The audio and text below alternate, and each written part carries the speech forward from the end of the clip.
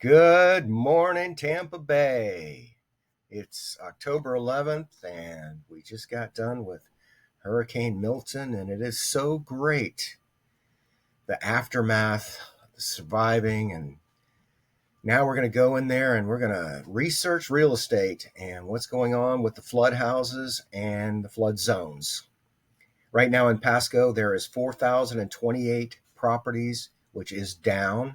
We had quite a few properties that expired.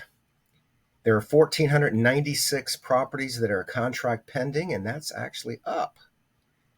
And let's look at the solds. We do -7, -30. And oh dear, we do -7, -37. I was going to say that's a low number, 871. Okay, 1,097. So for tomorrow or Monday, we'll remember somewhere around 1,100. There'll be a lot more that get reported today that likely closed in the last few days. So we're going to look at the active listings over the last 11 days, and there were 419 properties listed. We're going to go ahead and look at the flood zones first. And interestingly, the flood zone VE is where Gulf frontage, basically. There are no properties that were newly listed in that flood zone VE. There were 36 properties that were listed in the last 11 days, and we need to go back further. The hurricane of Helene was 15 days ago. So let's go back 16 days. There are 52 properties. Since I'm investment oriented, I'm looking for good deals. I want to see everything. So these first ones are condos. These all flooded. Dossner, Filner, Hasner. It might likely be that same seller. Congressional Drive in Senate Manor is likely or possibly going to be condemned. Now, Cody River Mobile Home Park, if you watched me the other day, I talked about this neighborhood and said that I didn't know what had happened. And now I do know. This did not flood, although the lower houses along that's Riverview.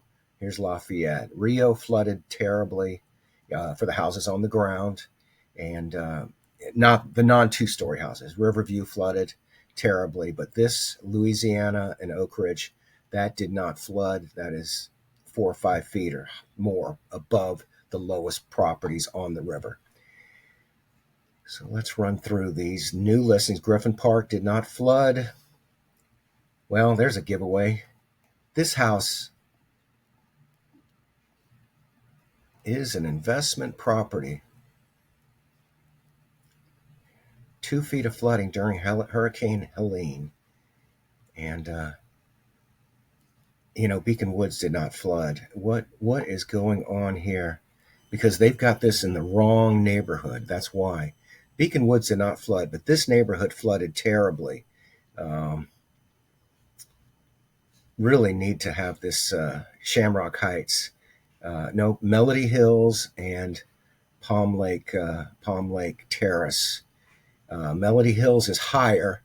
Palm Lake Terrace is much, much lower. And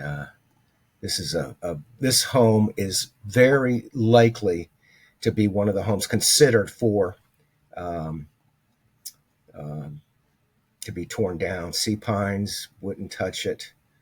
Beacon Square, and it doesn't say that it flooded. Richboro, now a number of streets flooded in. This street definitely flooded. So they're not advertising it as a flood property, are they? No. But this is definitely one you want to stay away from. Once they flooded a couple of times, it's very likely that they're going to kick in the 50% rule. All right, Lake Connolly did not flood, which is bizarre, but the homes closest to the Anclote River had a different, this one definitely flooded. Exceptional value for your restoration. 11 days on the market. I'll research that one and see if they're getting any phone calls, because that really is the bottom line.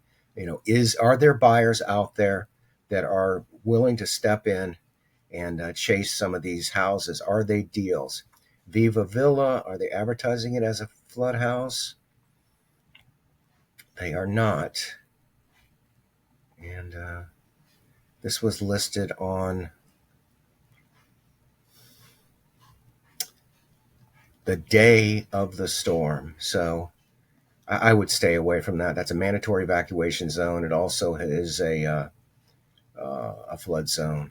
All right, Forest Hills did not flood. This was listed the day after the storm, $295,000. I mean, for $295,000, do not go into an AE flood zone. This is not a mandatory evacuation zone, but I can show you 100 houses that I would buy before I took a look at that one. All right, we're into 300. So, and there are, actually, you know what? There are, let's go ahead and grab one more look at the canal homes and see what's going on there. Because, my thing on this is to look at the properties in the flood zones for an overall view of the market, but also to look to see if there are any Gulf front property or canal front properties, and it's the same ones. The two on Harbor, this one on Bayway, Gulf Harbor, Seaforest probably did not flood, or maybe only the first floor flooded, but Seaforest is higher than Gulf Harbor's. The Preserve at Sea Pines. You know what? Let's look at this one, because Gulfway did flood. But it is a multi-story house, so even if the bottom had a couple of feet into it, but you're talking about a $700,000 home. Anyone who's coming down here to buy on the water right now is going to have power to get a deal. So 25 properties are pending that are on canal frontage. Let's go back 16 days and see that 9 properties went pending in the basically post-Helene market. Coxswain in Signal Cove flooded terribly. Stacy Drive, this is the one, multiple offers, 24 offers, went substantially higher in the final contract, but it'll be interesting to see if it closed. This is a unique one because it's being sold to the person who was actually the buyer prior to Helene. This one is very interesting, on the market for 5 days and went pending on the 9th, which was the day of Milton. This one was pending prior to the storm. Leslie flooded, $380,000. Gulf Harbors, I don't know if Galleon flooded, but the contract date on this was 9/25. So this was a pre-Helene flooded home. Bonita, Gulf Harbors, Florimar is a very desirable neighborhood. So, I'm not going to make a conclusion. I mean, it's a very desirable neighborhood, and there are people that want to buy in that neighborhood. So we're going to do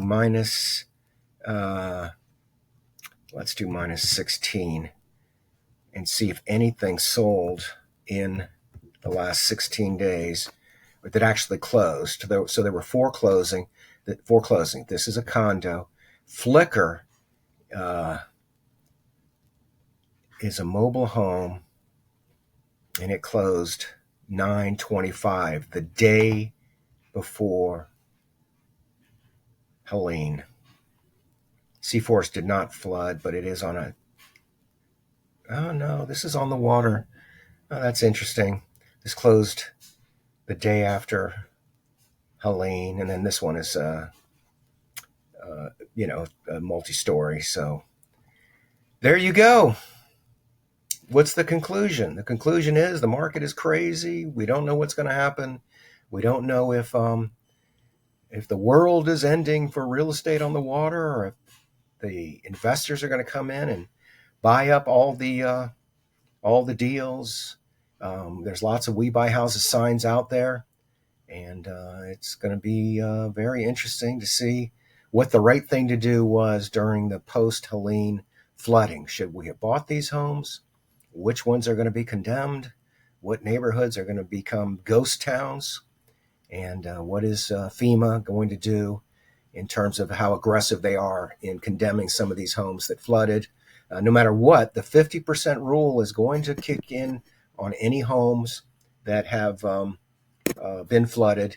So be careful out there. If you don't know what to do, then that's the state of the market right now.